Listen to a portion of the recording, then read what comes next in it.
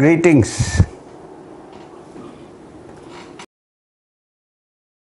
Greetings, Mohini. Nice to see you. All our viewers, I think we should welcome them to what is going to be a very illuminating conversation. And the title is Jewel in the Lotus. And I was just thinking about Ryokan. He wrote, "Life is like a dewdrop trembling on a blade of grass. And the world is still in the grip of the pandemic. And the virus has shown us in a very blunt way the impermanence of life. People have been locked down for months with families and they're struggling with issues. It's thrown up all kinds of conflicts and mental health issues, and they need help and guidance. Many have died, and so many of them have gone close to death. So, what is it that we take away with us when we die? But I just want to mention one more line of Ryokan, because his poetry really was the very essence of Zen life. And when a thief came to his hut and he took the only set of clothes he had, because there was nothing else in the hut, he still rejoiced. And he wrote, "The thief left it behind, the moon at my window." So we obviously have not lived in harmony with our environment. And we need to discuss compassion and yoga and nature, because human beings have abused the earth. We have clogged the oceans with plastic. Some animals have been driven to extinctions, and some small birds have disappeared, and all we are left with is Twitter and tweet on technology apps. But I think the pandemic also brought out some good in people, because we've seen very hungry people being fed by total strangers. So what is the true meaning of service, and what should be our attitude to seva? So the Satsang Foundation stands for inclusiveness and a united world. And our banner in Jerusalem, One Earth, One Humanity, is a group of like-minded people who are working towards harmony through dialogue. So what are our choices today? Fritjof Capra wrote, "Scientists are responsible for their research, not only intellectually, but also morally. The results of quantum mechanics and relativity theory have opened up two very different paths for physicists to pursue. They may lead us, to put it in extreme terms, to the Buddha or the bomb." So to explore these core values that all societies and religions have in common, today we have two masters with us of great lineages. The Kenting Taisitu Rinpoches are considered an emanation of Guru Padmasambhav, Guru Rinpoche, and Maitreya Buddha. And they are amongst the highest ranking lamas in Tibetan Buddhism. His Holiness, the 12th Situpa, is here with us today. He was only 18 months old when he was enthroned. And he was only 6 when he had to flee from his country when China invaded Tibet. At the age of 22, he founded his own monastic seat in India, the Sherabling Monastery in Himachal, which offers Buddhist teachings, astronomy, traditional Tibetan medicine, and also sports, medical clinic, and an old age home. And in 1984, he founded the Maitreya Institute in response to Western interest in spirituality and multiculturalism.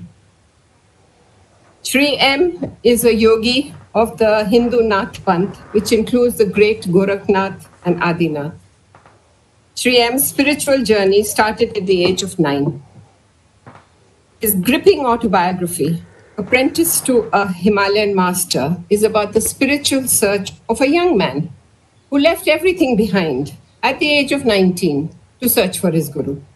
And he found him in the distant Himalayas. Sri Maheshwarnath Babaji trained him in the Vedas, Upanishads, all esoteric wisdom and aspects of Hinduism, and also the traditions of the other great world faiths. Sri M is spiritual guide to thousands all over the world, and he's author of several books, including a novel, Shunya. He travels widely, holding workshops and teaching talks, and his Satsang Foundation has a very strong service ethic, and including education, medicine, and most recently, emergency food rations in the lockdown. So my question is, or my first question, if I can put to you, is who is the jewel in the lotus? Is it the disciple who has created these petals of virtues, and then is he or her is the jewel in the center? And otherwise, what is the jewel in the lotus? First of all, greetings and greetings to Rinpoche. I think this question should be put to Rinpoche because he is the holder of the Om Mani Padme Hum, the jewel in the lotus. Is he? He's one of the people who, I don't know, people. He's one of the holy men who hold the understanding of the jewel in the lotus. So I think we should first put this question to Rinpoche and let him give us his wisdom, and then I will say something, because I feel, especially because your subject is jewel in the lotus, I think he should be given the first priority to go into this. So we request you to say something about this.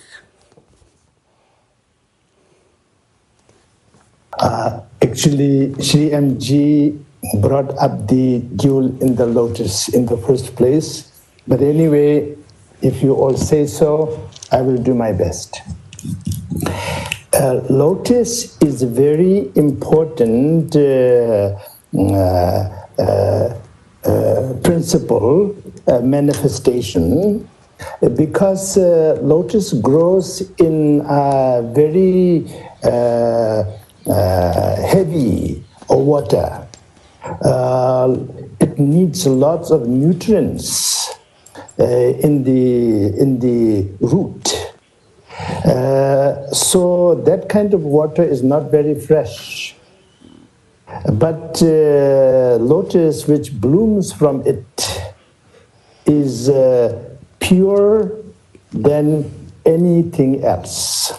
You cannot find anything more beautiful than lotus, and you cannot find anything more fragrant and pure than the lotus. So that is in every sentient being, all sentient beings, human, animal, all other sentient beings alike. So they all have their own fair shares of shortcomings, of course. We all have. But deep inside each and every one of those, let's say, human beings, okay? So out of all the sentient beings, we just focus on the human beings right now. So in every human being, deep inside, there is ultimate potential, ultimate essence, which cannot be contaminated by anything, which cannot be shaken by anything, that is always remaining pure, perfect, and it cannot be anything but genuine truth. And that is the jewel and that lotus. And then, of course, rest is not mentioned here, the pond, the water, and everything. We cannot have a lotus just by itself. So this pond, these nutrients, all of this is all interdependent. Everything in society or universe or world or individual, anything that is connected with everything You cannot have anything independent from everything. So therefore, that everything is the pond, nutrient, the soil, water, the leaves, and stems, everything. But lotus is what manifests from it. But that lotus also falls apart.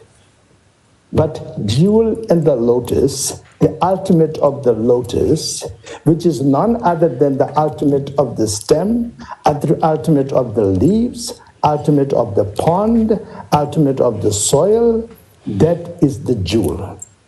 It is eternal, it is beyond time, beyond any kind of limitation. So that is just about this example of jewel in the lotus. So Om Mani Padme Hum is a mantra of a bodhisattva, which is described as father of all the Buddha. So that bodhisattva represents compassion. The compassion is what can manifest in everyone and what does manifest in everyone, especially mother. All the mother have natural compassion, and without our mother's compassion, most of us will not be here.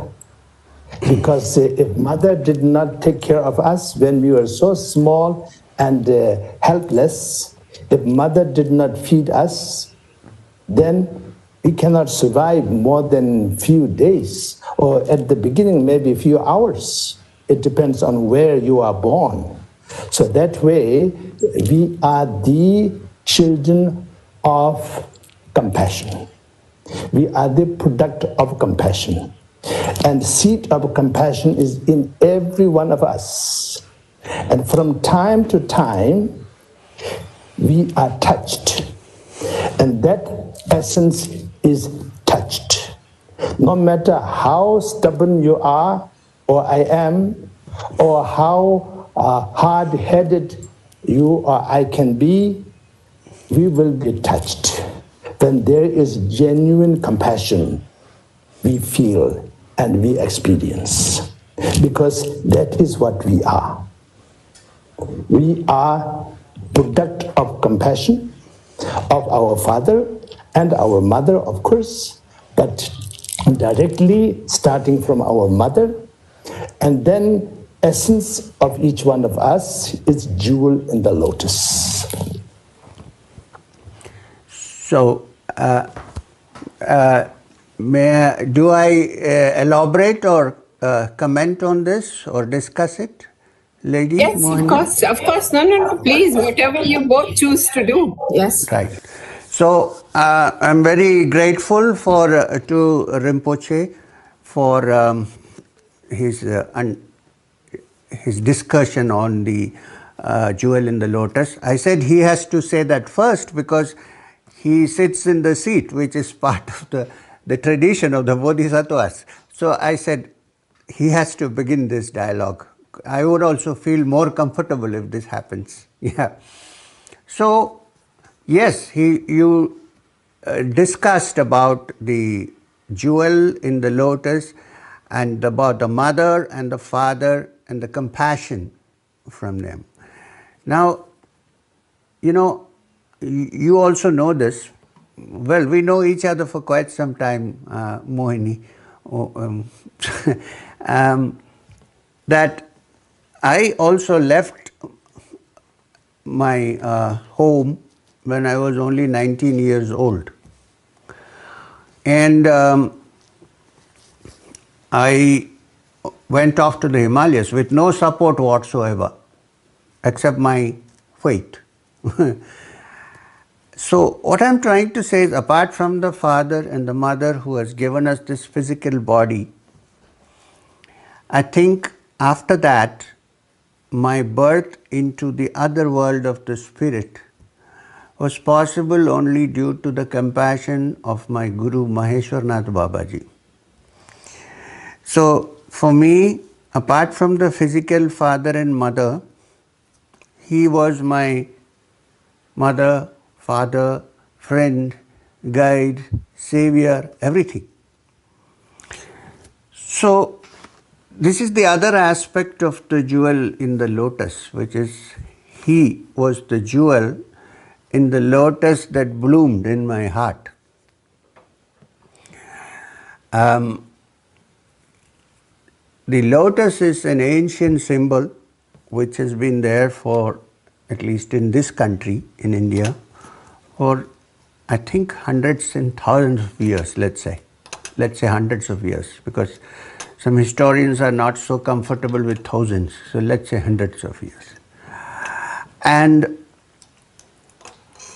the Gautama, the Buddha, also gave a lot of importance to the lotus. So much so that the posture in which the Buddha sits usually, and presented as the Buddha posture, is actually Padmasana. He sits in the seat of the Padma. Padmasana need not necessarily mean a physical posture from yoga. It means the seat from which you are in touch with the lotus. Padmasana. And therefore, even today, because of the compassionate Buddha, the very asana or posture in meditation called Padmasana has today become the Buddha posture. You see, some people won't know if you say Padmasana. If you say the Buddha posture, everybody knows.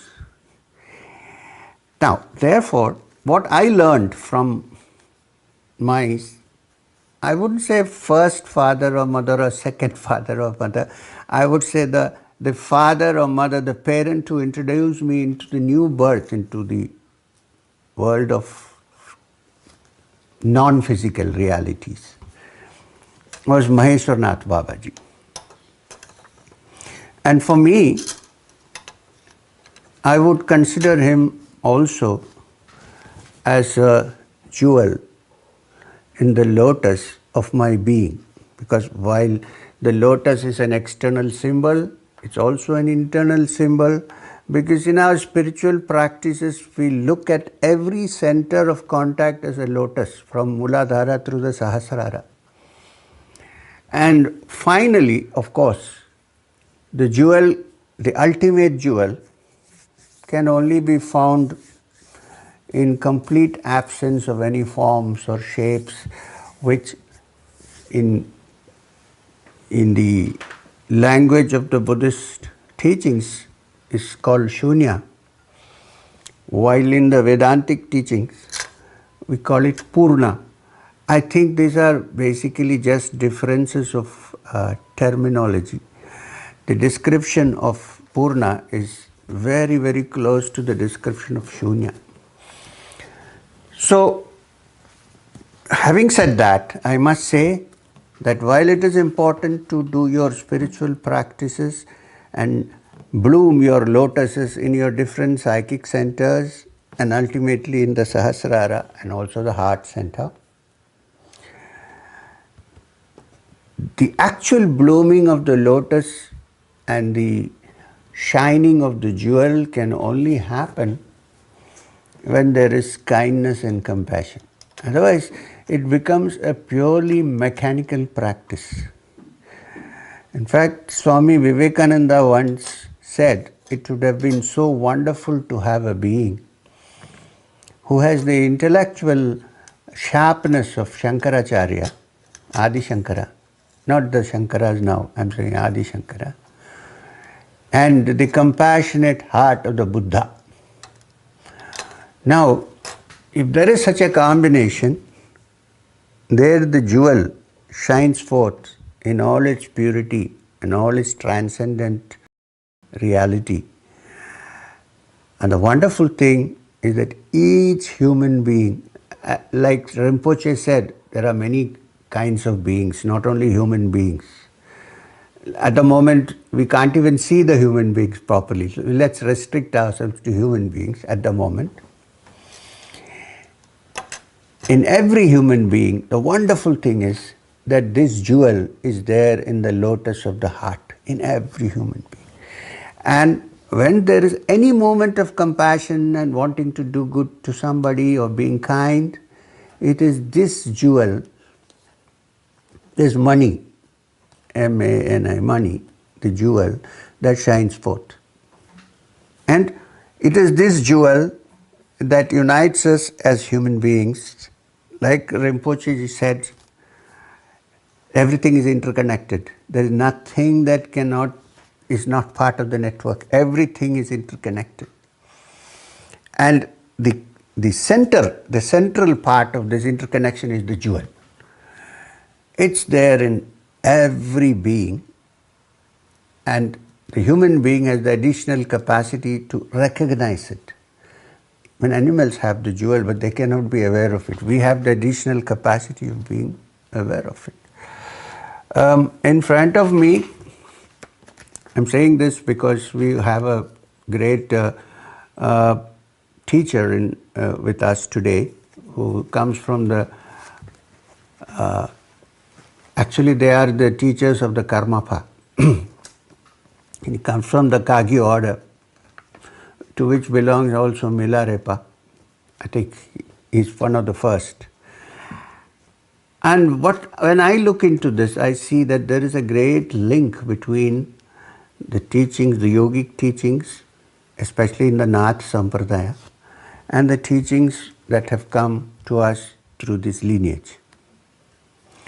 Sitting here, I have before me a wonderful text.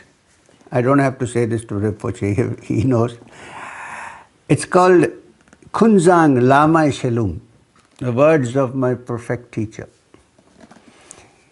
It's one of the most beautiful texts and a classic introduction to the inner teachings of the Vajrayana, Mantrayana, all traditions, Mahamudra, Kagyu order, and so on. I also have a wonderful book which I recommend to people who are doing spiritual practice, who are really concerned about the jewel in the lotus. And this is a wonderful book called Zurchungpa's Testament, which was translated, I think, by Dilgo Khyentse Rinpoche, who was a great spiritual teacher. I think he was also the teacher of His Holiness the Dalai Lama.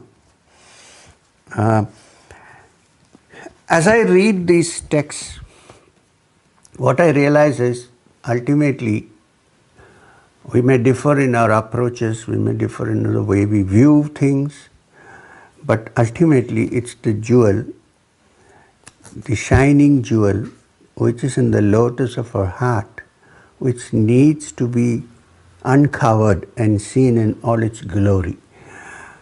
This is done, compassion becomes a natural process. One doesn't have to do anything about it. You give more than you receive. Yes, I'm going to stop now.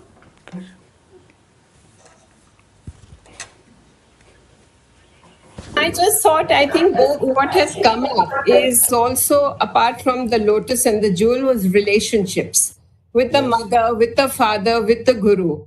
So what is our relationship with each other and with spiritual forces? And more importantly, what is our relationship with nature? Shri MG first. Okay, as you say, sir. So, with permission, I'm going to say a few words. All the great spiritual beings who have come to us, who we know of, and there are many unknown, of course, they relate to other human beings and to other creatures and to other life forms after understanding the inner importance and realizing the actual jewel. Oh, there's big noise coming, I don't know. I think the negative forces are making too much noise, not allowing us to speak. Actually, the connection, as Sri MG said very clearly, connection between mother and father as the giver of this body, and then connection between guru and disciple, which is transmitter of the lineage of wisdom. And then, as Madam have mentioned, our connection to outer part of the universe is intimate, because how now I can see Sri MG. Sir, I cannot hear, but I can see Sri MG. Sir, but I can't see you. Can you hear me? I can hear you clearly, very clearly. Yes, then I will go on. So Sure. the outer universe is part and parcel of us. Whatever happens within us, it manifests outside of us.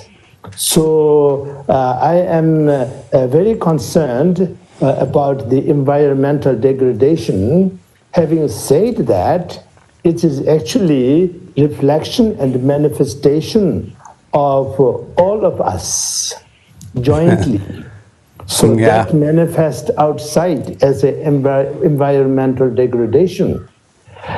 Except for meteorite or something, then all the different natural disasters and all kind of calamities that happens, all is connected with our action. Our action means me, you, everybody in this world. 7 plus billion human beings, 7.5 billion, let's say. So everyone is responsible. And as Sri MG said very clearly, human beings have capacities to understand and have wisdom, but also when we don't manage to use it with wisdom, then that capacity becomes also, we have capacities for destruction. And animals don't have that capacity, most of the animals, but some animal can be very special, but most of them don't have that kind of capacity for wisdom, but they don't have the capacity for that kind of damage also. So both good and evil comes as a light and shadow. So brighter the light, the sharper the shadow. So this way, we are responsible, and we are connected with everything around us. Everything. For example, so many people these days comes to spirituality to handle their stress many times. That is a stopgap measure, of course, but even a stopgap measure is a valid reason. But then one have to know what is the definition of stress. Because your perception and reality, when it doesn't meet, then there is stress. And how you perceive yourself, how you perceive everybody else, how you perceive everything, and what everything is, what you are, then there will be no stress. So this stress in individual, stress within family, stress in between communities, stress in between continents and races and so on and so forth. All is coming from this kind of conflict. And conflict of what you want and what you have in your mind and what you don't have in your mind, what you want in your mind, what you don't want in your mind, when they are not in synchronity. When reality is not accepted, when reality is not understood, then there is conflict. It doesn't mean one have to be denial mood, that one accepts everything. Of course not. But then one have to see why I feel so proud, or why I feel so lost, or why I feel the inferiority complex or superiority complex, or inferiority complex and superiority complex at the same time. So this way, environment and people, humanity, and also relation with guru, relation with the disciple, relation with parents, relation with the children, relation between neighbors, everything. It follows the habit and habitual pattern.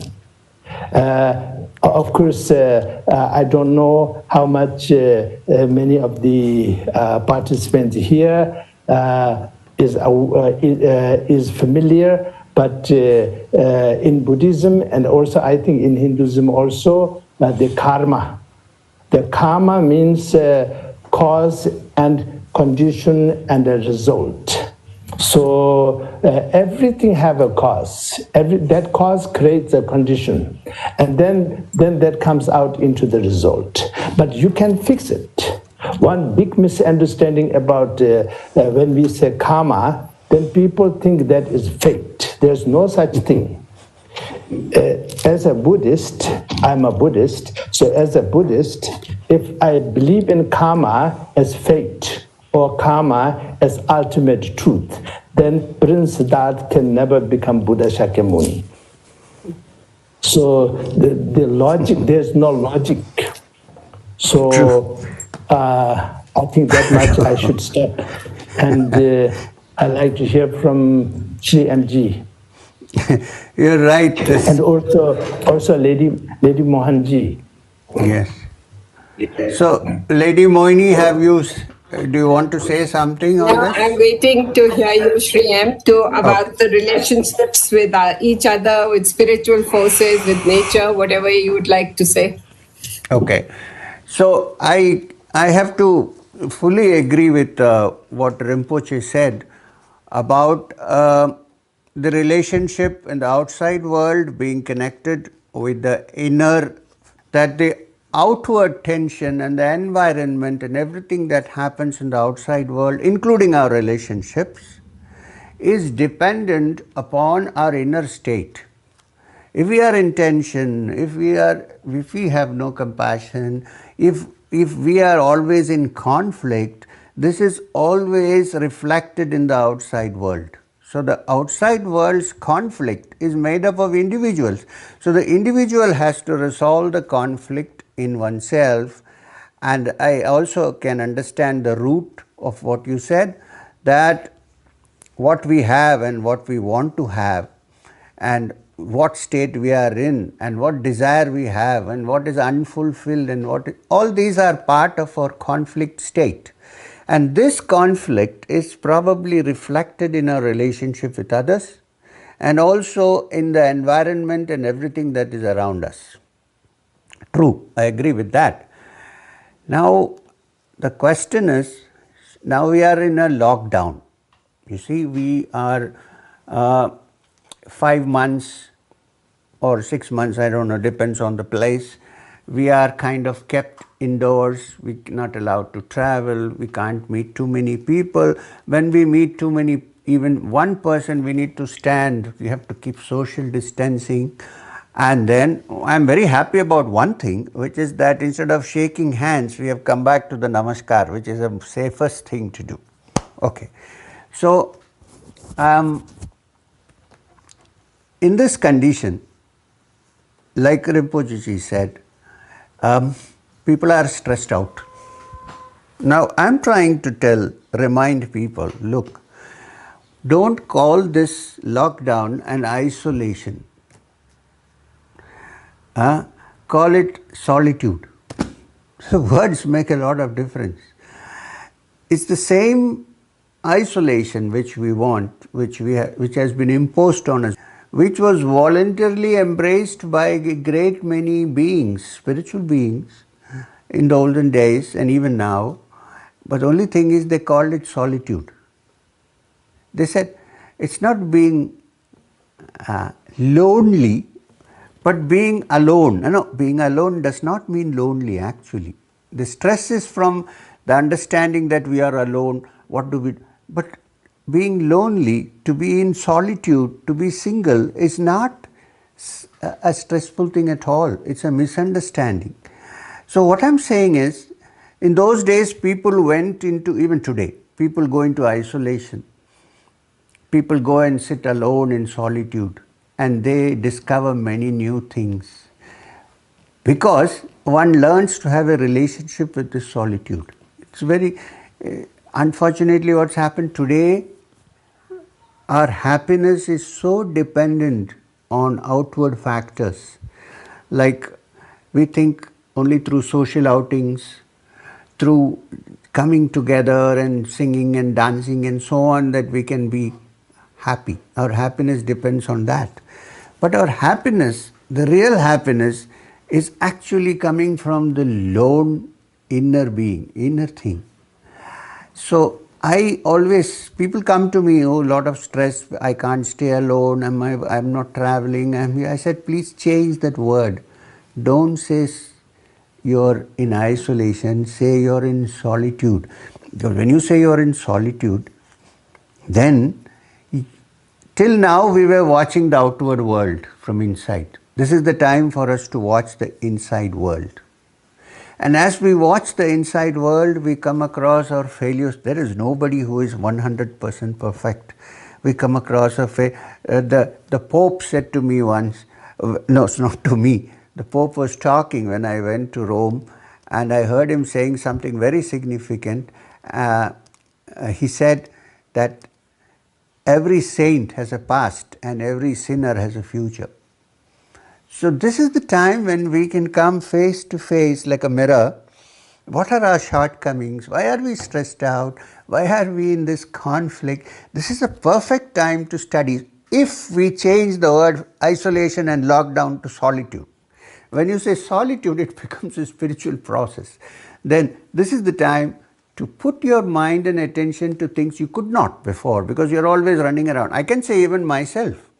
My life had become, before the lockdown, every 3 days I pack a suitcase and move.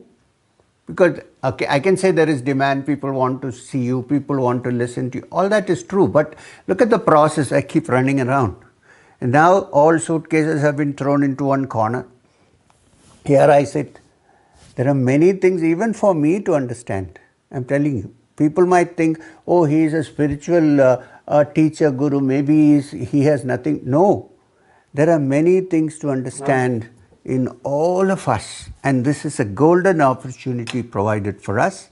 And having sat for 5 months inside here in Madanapalli and reflecting on this, I fully agree with Rinpoche when he said that the outward conflict of the world is a result of our inner conflict.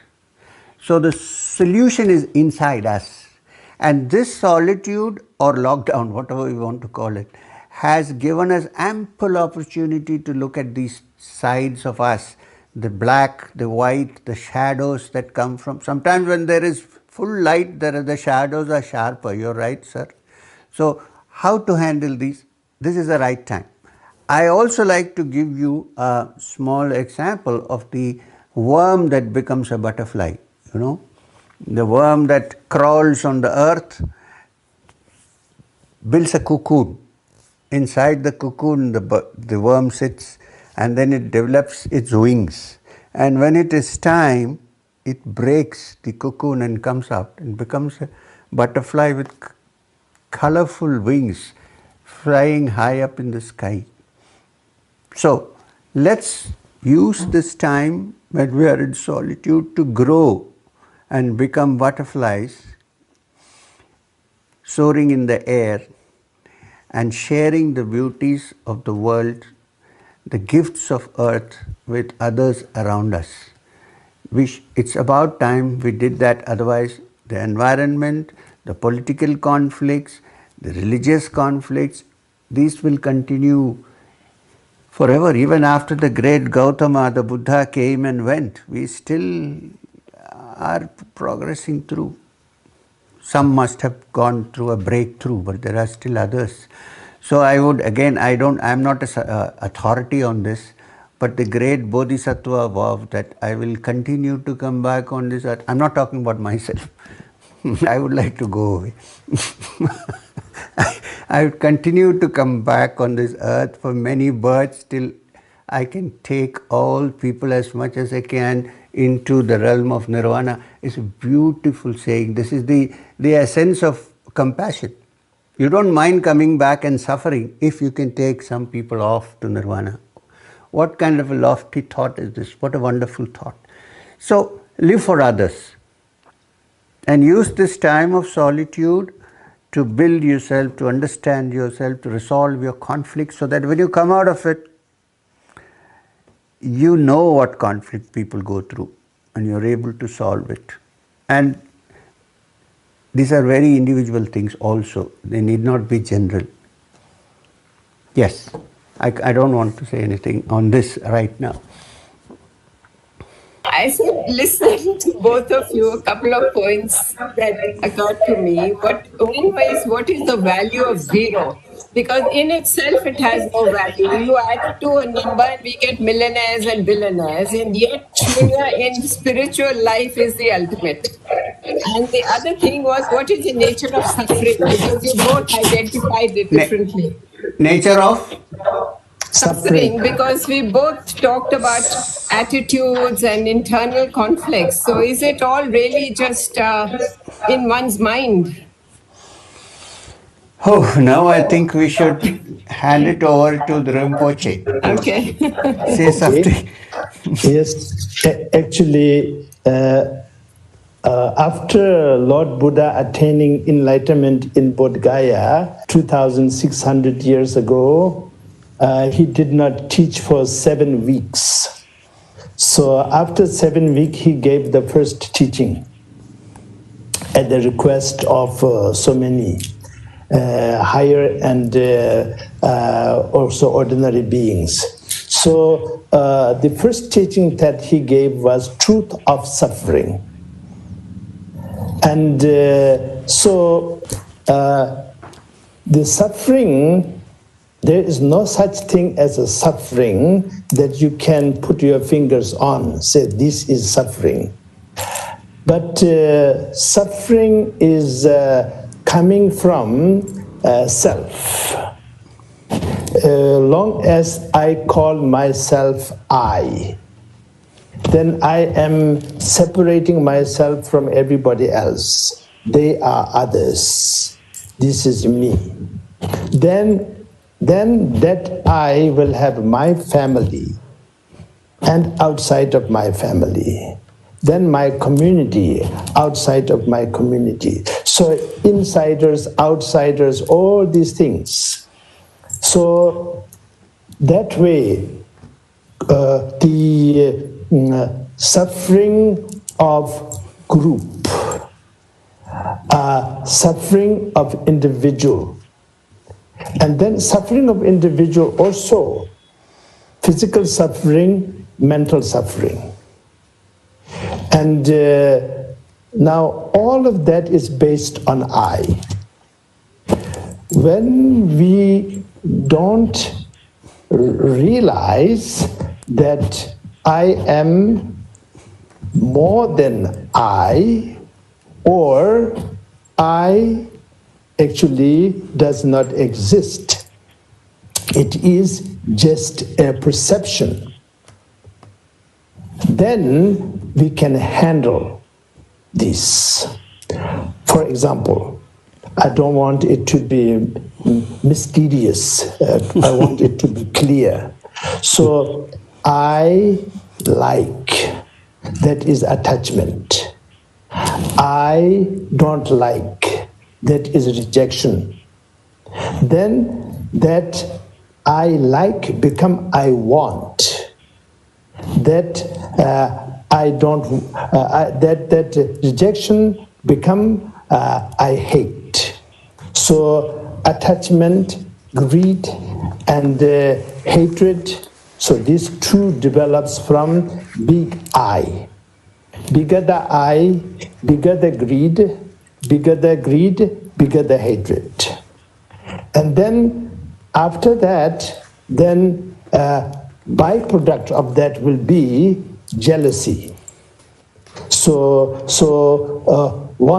greed and hatred in itself is not that big a problem, but when it is based on jealousy, then it is impossible, because you will find someone better than you in your opinion about wealth, about power, about whatever, then you will be jealous of it. When your I is very big, when your I is not that big, then somebody is doing well, you will be happy. I'll give you a very simple example. You know, jealousy, this is based on jealousy. Jealousy is really, really evil, and also very stupid, very unwise. How come? I don't go that spiritual, but just go common sense. You will never have much jealous to a stranger than some of your friends or family. Some of your friends or family doing very well, then you might get jealous. But some stranger doing very well, actually you will go there and enjoy it. And you will admire it and tell other people big stories about somebody's extravaganza. And so that way, it is so stupid, because your friend and your family members doing well, you should be happy. It doesn't mean strangers doing well, you shouldn't be happy. No. But you can be happy and joyful when a stranger is doing very well. Then why you feel opposite to that with your friend and family? So this way, jealousy really confuses everything. And then, now this jealousy also is related to ego pride. So when your pride is so big, then it goes beyond its natural boundary. Actually, you should have self-esteem. You should have basic pride. But you should not be proud of yourself.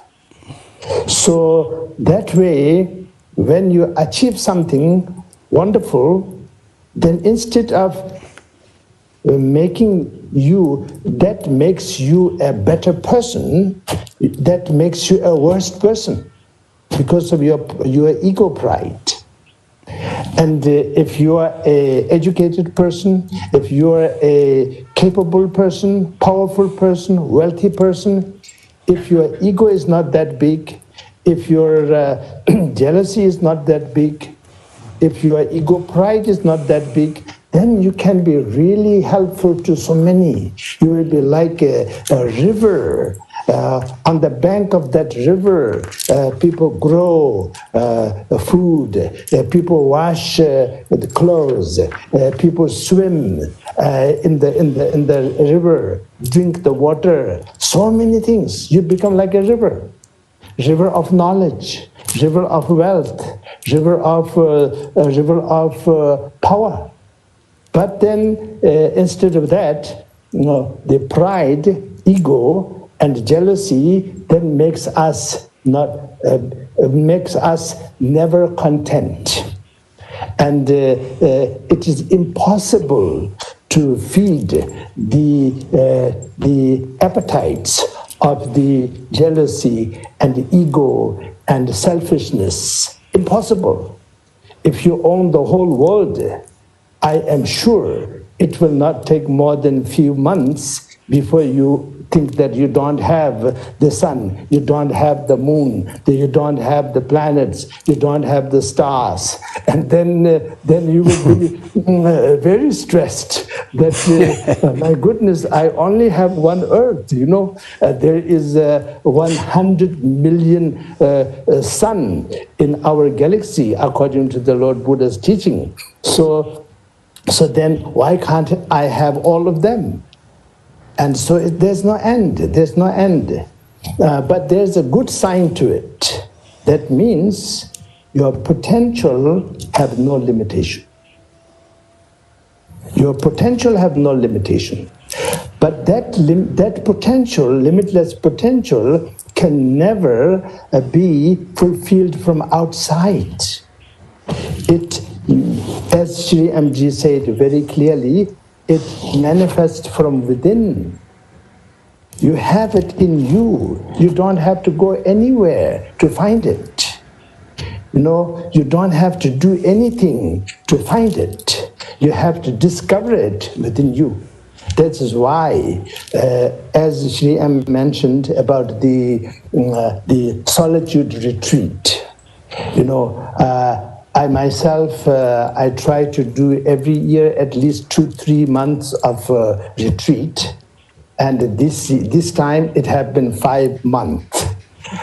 For me personally, it is a great opportunity, but it is unfair to say for rest of the humanity, because so many people died, so many people lost huge amount of money, and so many problems happening all over the world as outfall of this.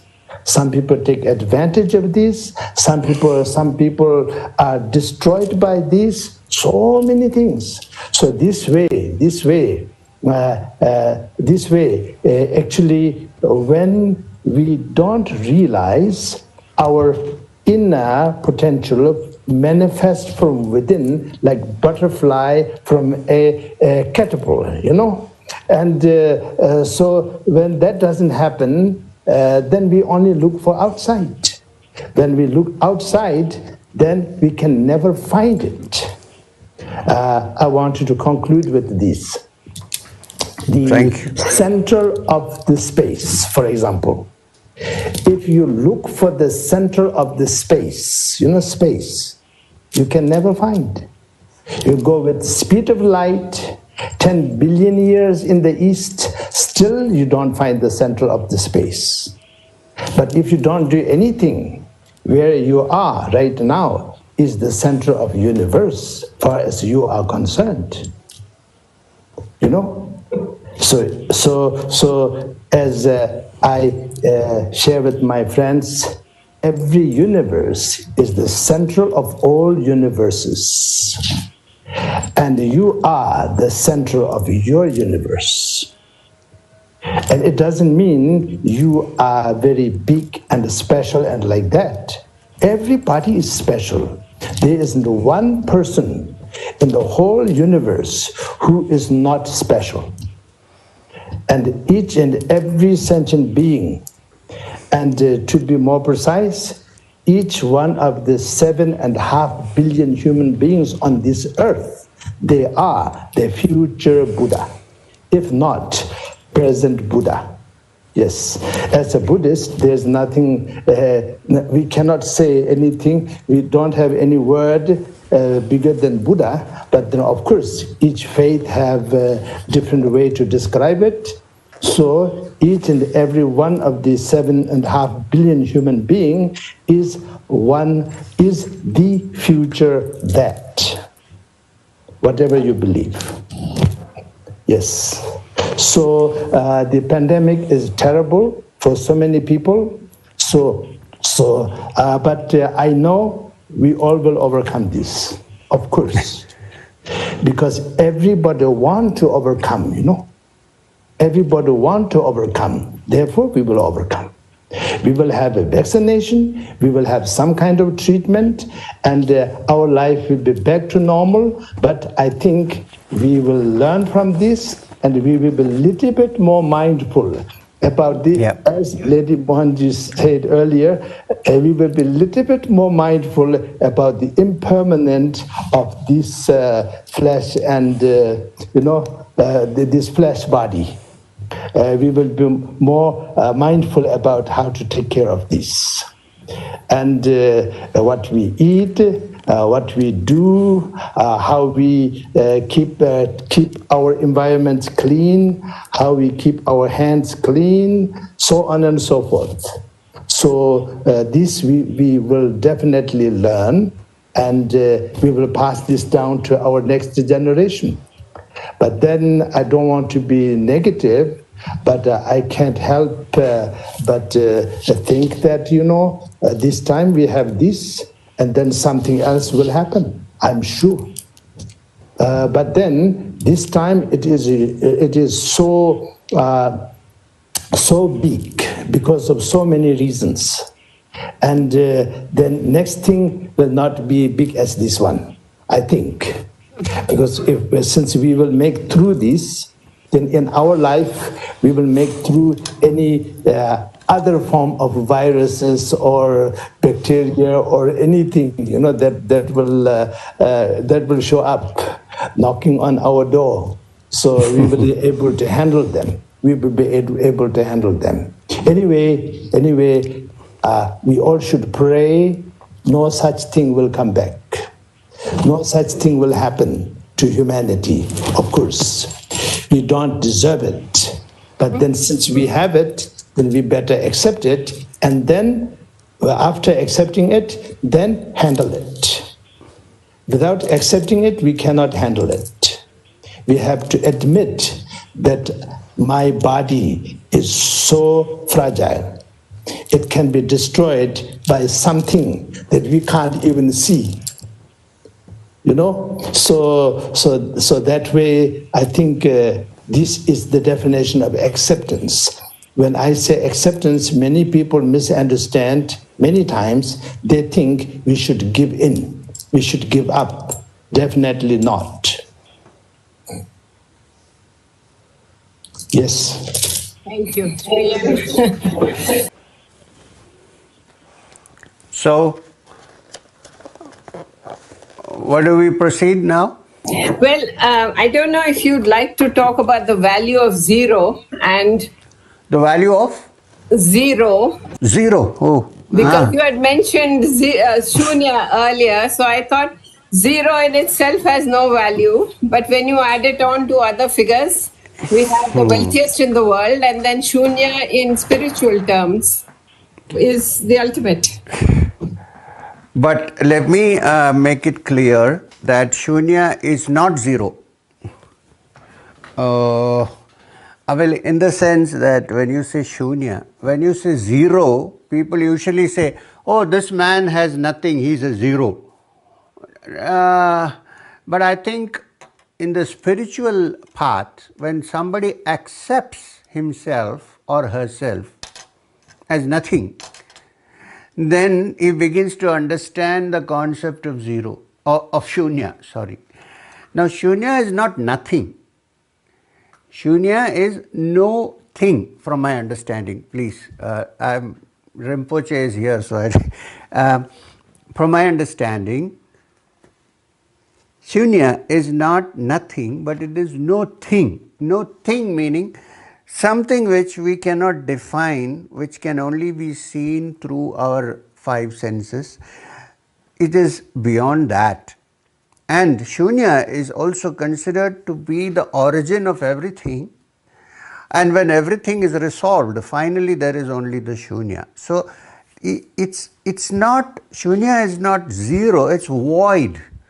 And when you say void, I think the word avoid comes from void, which means that which is not, which cannot be avoided, the other side, which is always there, which cannot be. See, if you add even in Sanskrit, if you add a sound before a word, it becomes opposite. In the same way, you put an a before void and it becomes avoid. See, this is English, not Sanskrit, but I'm just saying. So, that which cannot be avoided, which need not be avoided because it is there always, and it is not nothing but no thing. It's not something which can be defined. And like Rinpoche said sometime back, that shunya, it's a wonderful thing about that shunya, that it is in everywhere because it cannot be avoided. And it is you, and it is me, and it is the world. It is the whole thing. As long as we are caught up in our little world of pluses and minuses and 1 and 2 and 3, then we can't see the value of the shunya. However, as if you look at it in mathematical concept of zero, shunya is the word used in Aryabhata, for instance, for zero. Now, what you should note is that zero by itself doesn't appear to have a value. But if you add any number to it, it can become billions and trillions and so on. Without that zero, you cannot increase the value of a number. Like 1 becomes 10 only when you add a zero. So, and again look at shunya, how it is mathematically drawn. A dot starts and the many dots become a line. Then the line becomes a curve, and the curve joins back in a circle, and you have a shunya. So, even if you look at the smallest quantum unit of a circle, it's a dot. In Sanskrit, a dot is called a bindu. A continuation of bindus. Bindu itself is a circle. A continuation of bindus is the circle, and that circle is the symbol of zero, and zero therefore is the mathematical concept of shunya. It's not exactly shunya, because shunya is much more, what shall I say, profound than just a zero, mathematical zero. So it's much more profound. So this wonderful thing is that when the mind, or which actually the ego, which is a construct of karma and of thoughts and various things on this earth, because it actually in reality, if you look for it, you cannot find it anywhere. When you start looking for it, it disappears, but it is there very strongly. Now this is how shunya also acts. When you look for it, you cannot find it, but it is there very much. Now today I can't say actually the ego does not exist, it's a construct of the mind. I can say it from a higher point of view, but when I'm actually acting in ego, when this egoism, which of course includes anger, jealousy, Rinpoche explained it very beautifully about how a mind has no limits. If you're not satisfied with anything, it keeps on multiplying. But when you reach infinity, then there is only the shunya. And therefore, to touch shunya from the point of view of a spiritual practitioner, one has to empty the mind of all the rubbish that one has gathered, not only in this life, but maybe for many, many lives. Now, in this time of solitude, where we are sitting here now, not being able to go out, it's a wonderful time to contemplate on the shunyata which is in us. To see that actually nothing matters except the inner being, which again, when I say being, don't define it. I'm not defining it as some structure. It has no structure actually. It's shunya. Now, the wonderful news is that it belongs to everybody and it belongs to nobody. See, this is interesting to note. So when you don't belong to you, then there is only the shunya. I don't know how to put it. I mean, in fact, the rishis of the Upanishads tried very hard to talk about it. this finally said, "Na vidmo na vijanimo yathayatat anushishyat." I don't know how to explain this to you. I can't figure out how to explain this to you. But the fact is, you don't have to. Every human being at some point feels this. At some point, this emptiness. But then you're so frightened that we run away from it. We want to fill it up immediately with something. We can't face that shunya. You face that shunya, and I think you got it. You're no longer afraid of that shunya, and then you see reality as it is. Now, we have only a few more minutes. Rinpoche has also kind of concluded, but let me also conclude in a way by saying that yes, we have this COVID pandemic has been there for many months now, for 5 months, 6 months. I think it's on the down now. It's going down. Everything goes up and goes down. Jesus said that beautifully. Every hill shall be brought low and every valley shall be filled. Now it's filling time. The hills are coming down. The graph will come down. And I think from my understanding that by October we should be free of this pandemic to a great extent, but we have to be careful. This has taught us many lessons, as Rinpoche said. It has taught us to be observant, it has taught us to be careful, it has taught us to look after our environment, it has taught us to avoid further attacks, because in this world anything can happen at any time.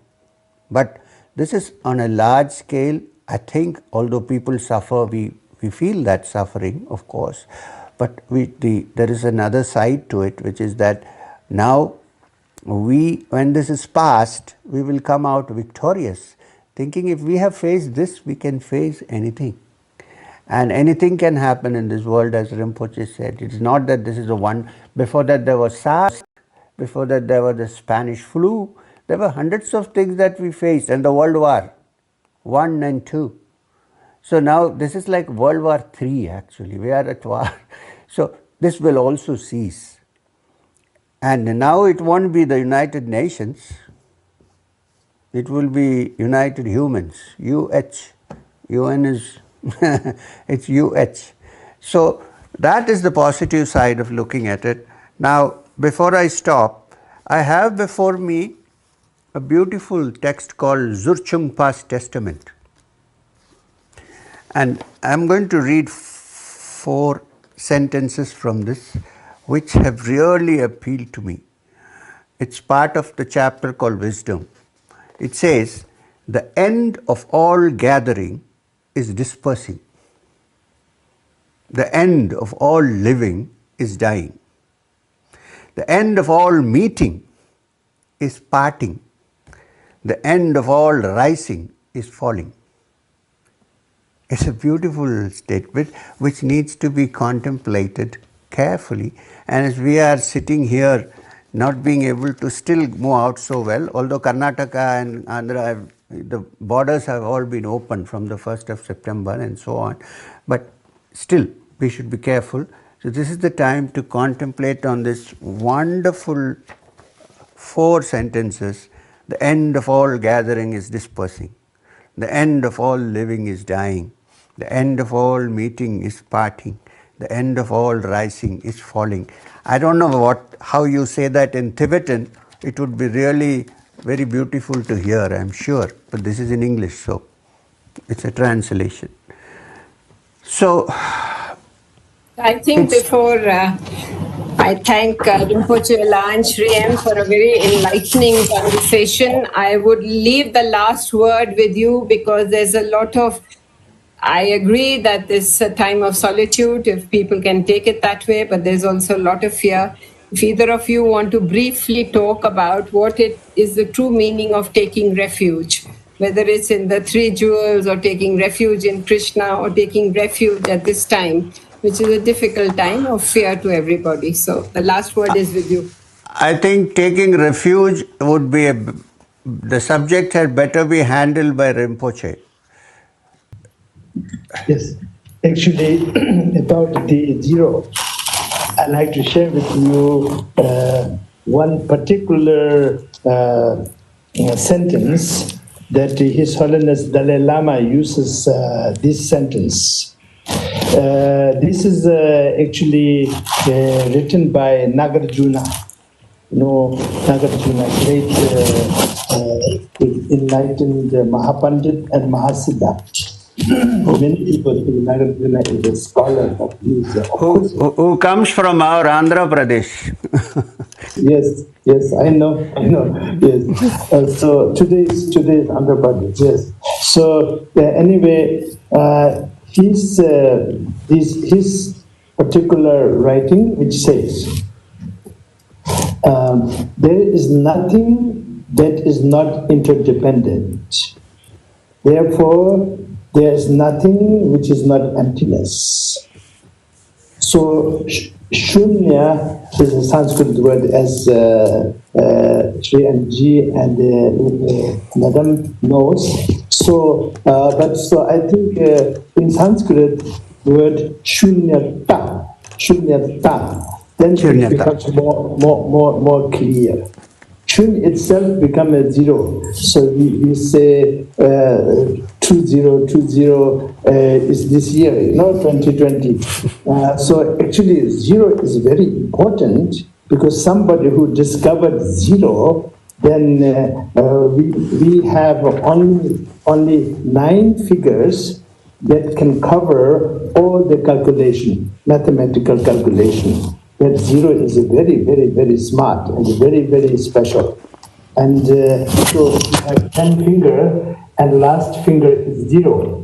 So that 0, add to the 1 to 9, then all the calculation, infinite. And now also this is to do with wisdom. So the basic wisdom is basic shunya. But then the essence of that is primordial wisdom, innate primordial wisdom. That is what everyone and everything, I must say everything, everyone and everything is.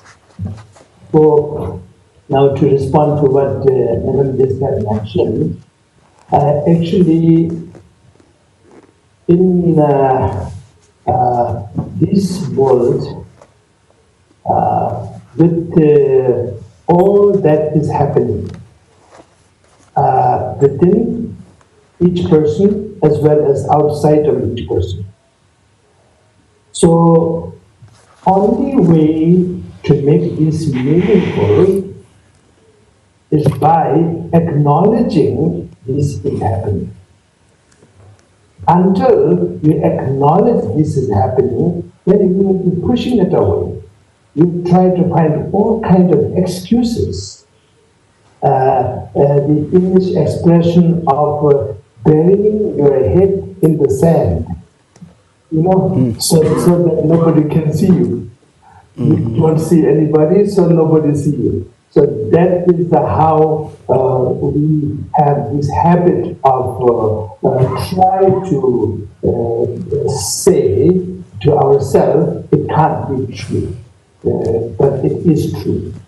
But then, when there is nothing ultimately happening, then it is not true. So everything is a dream, but very solid dream. The dream that we are experiencing right now, the pandemic dream, is going to last for quite some time. What Shri Anji had just said, I believe in that. But we will find a vaccine, and we will find some kind of ways to treatment. Other than that, when something like this is discovered, I'm sure some aspect of that has been there all the time. It cannot just pop up from nowhere. But now this became a pandemic for the first time. And that will be over, yes. But then this danger will be there if you don't take the vaccine. If you don't take the flu vaccine, you can die from flu. If you don't take in future, if you don't take the COVID vaccine, you can catch it. So that way, I think it will be around for a long time. But even like a small fox, so much effort is there to eradicate it, and it is eradicated in India and many parts of the world. But some places, sometimes there is some stories of something like that is happening, like polio, like these kind of things. And so we have to be always mindful and aware. Long as there is even there is the vaccine, we have to put it. So that way, I think all of our heart and prayer goes to everybody. And I am sure all the people who calm down, they find a solution. When we say meditation, if somebody have a big tragedy, very complicated problem in their mind, something happened. If you are hysterical, you cannot help. So if you can tell your people to leave me alone, go out, you sit down and calm down and relax, then you can see your problem more clearly. Then you will see the solution more clearly. Then it becomes manageable. Sometimes, always, but sometimes you find the solution in the problem itself.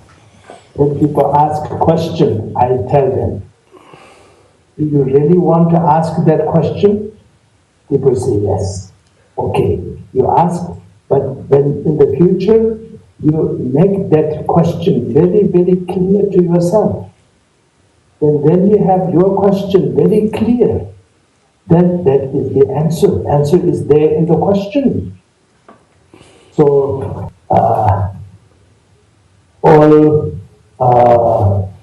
all of these conversations have been very, very meaningful. I wish I could see all the audience and participants, but I'm sure they're all wonderful. And GMG and Madam G, it has been very nice, and it has been very meaningful actually. I feel very good. Thank you. Thank you very much. Thank you, Rinpoche. Thank you, Mohini.